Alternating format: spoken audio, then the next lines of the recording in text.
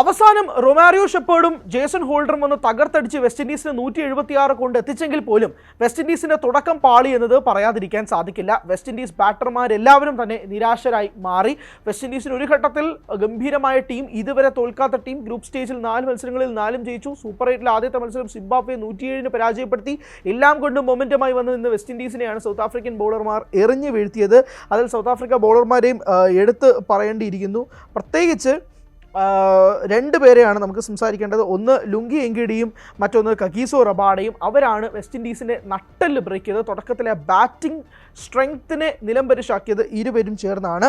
Marco Jansen വല്ലാണ്ട് എക്സ്പെൻസീവായി 4 ഓവറിൽ നിന്നും 50 റണ്ണാണ് വഴങ്ങിയത്. ഒരു വിക്കറ്റ് പോലും വിടാതെ 12.5 എക്കോണമി വഴങ്ങി. കേശവ് മഹാരാജ് കഴിഞ്ഞ മത്സരത്തിൽ 3 വിക്കറ്റുകൾ വീഴ്ത്തിയ മെഗാ താരം.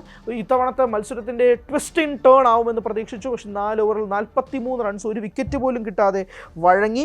കഗീസോ റബാഡയാണ് എക്കോണമിക്കലായത്. 2 വിക്കറ്റും വീഴ്ത്തി 22 റണ്ണ് മാത്രം വഴങ്ങി 4 ഓവറിൽ കൊടുത്തു. ലുങ്കി എങ്കിഡി 3 വിക്കറ്റുകൾ വീഴ്ത്തി 30 റണ്ണ് വഴങ്ങി 4 ഓവറിൽ.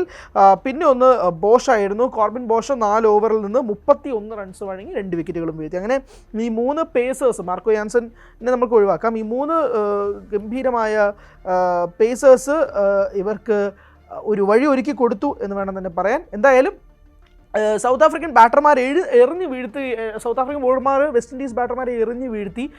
ഷിംറോൺ ഹെറ്റ്മയറും റോമൻ പവലും റൂദർഫോർഡും ഒക്കെ ഗംഭീരമായി കളിക്കുമെന്ന് പ്രതീക്ഷിച്ചിരുന്ന മത്സരത്തിൽ മറ്റ് 2 പേർ, റൊമാരിയോ ഷെപ്പേർഡും ജേസൺ ഹോൾഡറും ചേർന്നാണ് വെസ്റ്റ് ഇൻഡീസിന് ഈ ഒരു ഗംഭീരമായ ടോട്ടൽ കൊടുത്തത്.